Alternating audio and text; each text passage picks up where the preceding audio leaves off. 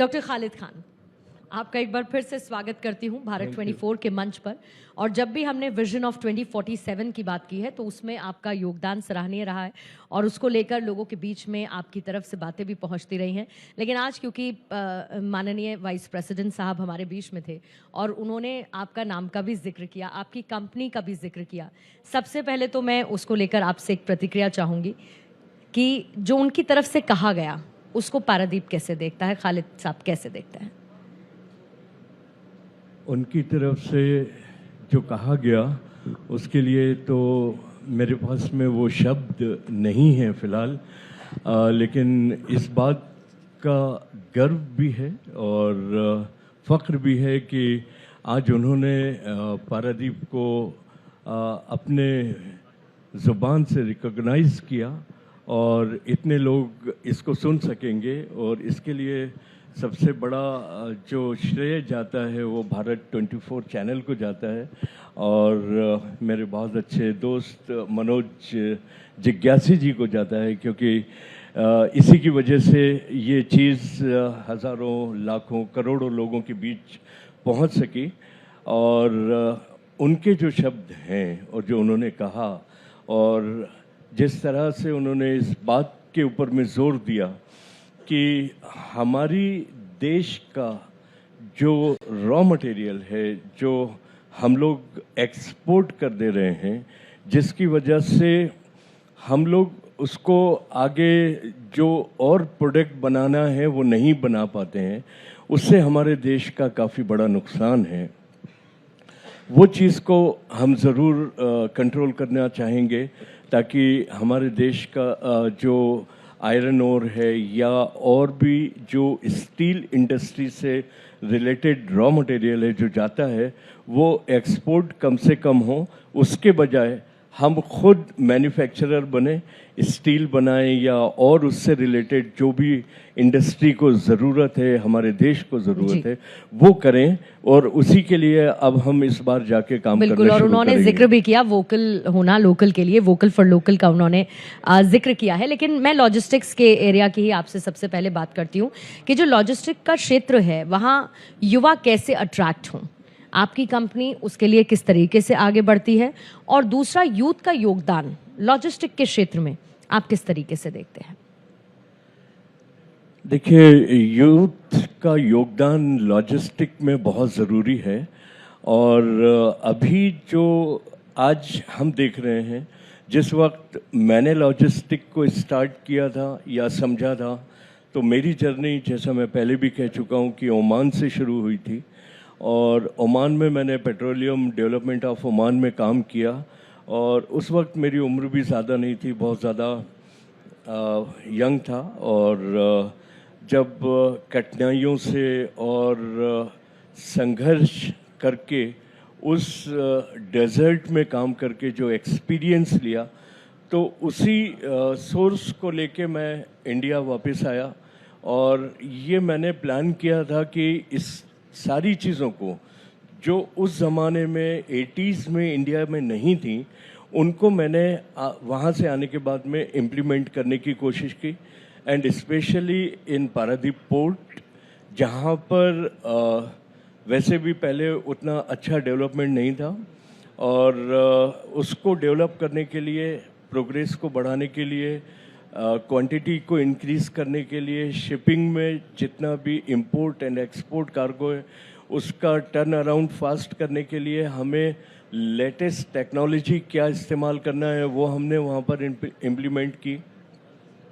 तो यहाँ जो आपका सवाल है कि यूथ को क्या करना चाहिए, तो इसमें एक चीज़ है कि जुनून जो है वो सबसे ज़्यादा काम करता है। Absolutely. और आपको अपने आप को बुलंद करना पड़ेगा और अपने आप से एक लड़ाई लड़नी पड़ेगी, जो वो एक ऐसा जुनून और ऐसी लड़ाई होती है कि यस मुझे ये करना है, तभी जाके इस लॉजिस्टिक क्षेत्र में आप सक्सेस हो सकते हैं। क्योंकि इसके अंदर में काफ़ी चैलेंजेस होते हैं जो दिखते ही नहीं हैं। जब आप आते हैं, मैदान में तब आपको समझ में आता है कि ये भी हो सकता है, ये भी हो सकता है, ये भी हो सकता है। बिल्कुल, वो कहते हैं रुकावटें आती रहेंगी, बस तुम थकना मत। नेवर गिव अप, जिसको अंग्रेजी नेवर में गिव अप। एंड इस टाइम में एक शेर कहना चाहूंगा कि वो एक जुनून जो मैंने कहा है कि खुद ही को कर बुलंद इतना कि हर तकदीर से पहले खुदा बंदे से खुद पूछे बता तेरी रजा क्या है। तो आपको उतना स्ट्रगल करना जरूरी है और उससे डरना भी नहीं है और भागना भी नहीं है। एक ना एक दिन सक्सेस आपके पास होगी। Absolutely sir. जो लॉजिस्टिक का क्षेत्र है, भारत की जीडीपी की 14% की पार्टनरशिप, उसकी भागीदारी उसमें रहती है। साल दर साल ये बढ़ भी रहा है। तो भविष्य में इस क्षेत्र में संभावनाएं किस तरीके की आप देखते हैं? देखिए, जीडीपी में 14% अभी जो है और आगे इसको बढ़ना ही है, क्योंकि हर देश, ना कि ओनली भारत या इंडिया, हर कंट्री में लॉजिस्टिक जो है एक वाइटल रोल प्ले करता है देश की उन्नति के लिए, प्रोग्रेस के लिए। और इसमें जहाँ तक जो विजन है हमारे प्रधानमंत्री जी का और स्पेशली नितिन गडकरी जी का, उन्होंने जितना प्रोग्रेस अभी मैंने जो एक्सपीरियंस लिया है पिछले 30 सालों में, हमारे रोड्स, हमारे इंफ्रास्ट्रक्चर, हमारी लेटेस्ट टेक्नोलॉजी, टोल सिस्टम, ये सारी चीज़ों को जो उन्होंने इम्प्रूव किया है लॉजिस्टिक क्षेत्र में, तो इसमें आगे जाके बहुत अच्छी ग्रोथ और होगी और इसमें कई लोग और शामिल होंगे और उनके साथ कई चीज़ें जो हैं आपको सामने देखने में आएंगी और आसानियां होंगी जो पीछे नहीं थी, पहले नहीं थी, आगे आना चाहिए वो। आपने थोड़ी देर पहले कहा कि लॉजिस्टिक के क्षेत्र में बहुत सारे चैलेंजेस हैं, पड़ाव दर पड़ाव चैलेंजेस आते हैं, लेकिन वो किसी को दिखते नहीं हैं। लेकिन आज जिस तरीके से सर्विस इंडस्ट्री बदली है, हर एक चीज़ बहुत आसानी से उपलब्ध है। पर्टिकुलरली लॉजिस्टिक के एरिया में किस तरीके से इजी अवेलेबिलिटी इसकी है, और दूसरा उसके लिए आपकी कंपनी कैसे काम कर रही है कि ये सर्विस एट ईज लोगों को अवेलेबल हो? देखिए, ये चीज़ ऐसी है कि इसको अगर आप समझेंगे तो बहुत इजी है, नहीं समझेंगे तो बहुत डिफिकल्ट है। सिस्टम काम करता है हर एक जगह के ऊपर में, ऑपरेशन अपनी जगह है। सिस्टम अगर आपने तैयार कर दिया है आपकी कंपनी के अंदर में कि ये सिस्टम है, इस सिस्टम में आपको काम करना है। पहले हम लोग जो काम करते थे वो हमारा एक यू कैन से लाइक लाला जी की दुकान, वैसा काम होता था। कॉरपोरेट आए, उन्होंने सिस्टम को बदला, उन्होंने सिस्टम को बदलने के बाद में कई चीज़ें, टेक्नोलॉजी को इसके अंदर में डाला, जिसकी वजह से आज हम हमारी व्हीकल्स अगर यहाँ से निकली है दिल्ली से और उसको बॉम्बे जाना है, तो वो रास्ते में कहाँ कहाँ रुकी है, कैसे रुकी है, क्यों रुकी है, क्या ब्रेकडाउन हुआ है, कैसे उसका सिस्टम फेल हुआ है, या ड्राइवर ने क्या मिस्टेक किया है, एक्सीडेंट क्यों हुआ है, हर चीज़ को आप अपने बोर्ड पे देख सकते हो। तो ये चीज़ जो लॉजिस्टिक क्षेत्र में इजी अवेलेबल हुई है, इसका हमको एडवांटेज उठा लेना चाहिए। और हमारी कंपनी स्पेशली अभी जो काम कर रही है, हम लोग युवाओं के लिए, यूथ के लिए जो प्रोग्रामिंग कर रहे हैं कि आप इस क्षेत्र में आगे आएं।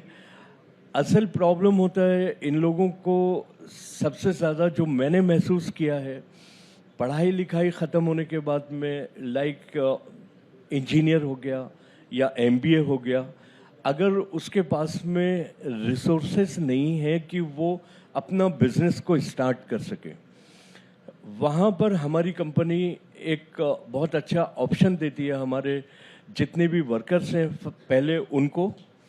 उसके बाद अगर वो नहीं चाहते हैं तो फिर एक दूसरे वर्ग को जो बाहर हैं लेकिन काम करना चाहते हैं, अपने आप को कुछ करके दिखाना चाहते हैं, तो वहाँ पर हम लोग इजी फाइनेंस उनके लिए अवेलेबल करते हैं और हमारी कंपनी से फाइनेंस करा के उनको जिस फील्ड में इंटरेस्ट होता है, सपोज वो लोग अगर ट्रांसपोर्ट में हैं तो हम ट्रांसपोर्ट की गाड़ियाँ उनको दिला देते हैं और कहते हैं कि आप हमारे बैनर पे चलाइए, जब तक इसका इंस्टॉलमेंट ख़त्म नहीं होता ये कंपनी की रिस्पॉन्सिबिलिटी है कि इसको काम देंगे। जिस दिन इसका इंस्टॉलमेंट खत्म हो गया उस दिन ये गाड़ी आपकी, इससे कमाई जितनी होगी उस वो भी आपकी, उससे आप अपना परिवार चलाइए। इन द मीन टाइम अगर उनको जो मंथली एक फिक्स रेनोवेशन है वो उसी गाड़ी से हम निकाल के उनको दे देते हैं, तो उससे क्या है, एक अच्छी हेल्दी ग्रोथ जो है वो सामने हमको दिखी, और इसी प्रोग्राम को हम अभी आगे बढ़ाते जा रहे हैं। Absolutely sir. हम क्योंकि विजन ऑफ 2047 की बात करते हैं और जिस तरीके से भारत सरकार गति शक्ति पर इस वक्त फोकस करती हुई नजर आ रही है, इस बारे में आप क्या कहना चाहेंगे? और इस तरीके का आपकी तरफ से, आपकी कंपनी की तरफ से भी कोई टारगेट सेट किया गया है क्या? देखें, ये गति शक्ति जो है वो तो बहुत ही बड़ी चीज़ है और बहुत ही अच्छी तरह से एक कामयाबी के शिखर पे जा रही है, और इसको कामयाब होना ही है क्योंकि इसमें हमारे प्रधानमंत्री श्री नरेंद्र मोदी जी का पूरा फोकस है। और अगर ये रहेगा तो देश बढ़ेगा, अगर ये नहीं है और अगर हमने अपनी गति को नहीं बढ़ाया और अपनी शक्ति को नहीं बढ़ाया तो फिर कुछ बढ़ना नहीं है। तो ये दोनों चीज़ें मिलके ही देश को बढ़ा सकती हैं, और वही चीज़ है कि अगर हम सब अपना साथ लेके एकजुट होके और देश की गति के अंदर में योगदान देंगे, जिस तरह से हम लोगों ने भी हमारे कई प्रोग्राम्स किए हैं हमारी कंपनी ने गति शक्ति के आधार के ऊपर में, कि हमको क्या करना चाहिए और क्या नहीं करना चाहिए, हम वेस्टेज को कहाँ रोक सकते हैं। जितना भी आज अगर हम लॉजिस्टिक में हैं और आज हम फ्यूल के ऊपर में कंट्रोल कर सकते हैं, पेट्रोल डीजल के ऊपर में, तो ये भी एक तरीके का बहुत बड़ा आपका अपना योगदान है देश के लिए कि आप अपना ईंधन बचा रहे हैं। जैसा कि अभी मैंने सुना था कि हमारे बिलियंस एंड मिलियंस डॉलर जो हैं वो सिर्फ इंपोर्ट करने में हमारे देश का पैसा चला जा रहा है। तो वहाँ हमको ये सोचना पड़ेगा कि हम इसको कैसे कट शार्ट कर सकते हैं, वेस्टेज को कैसे रोक सकते हैं, जो रिसोर्सेज हैं आपके पास में उसका सही इस्तेमाल कैसे कर सकते हैं। यही योजना हमारी कंपनी की भी है। जी, लॉजिस्टिक के एरिया में एक तो क्योंकि रोजगार सृजन की बहुत बात होती है, तो आपको लगता है कि एम्प्लॉयमेंट जनरेशन का इसमें कितना स्कोप है इस पर्टिकुलर एरिया में?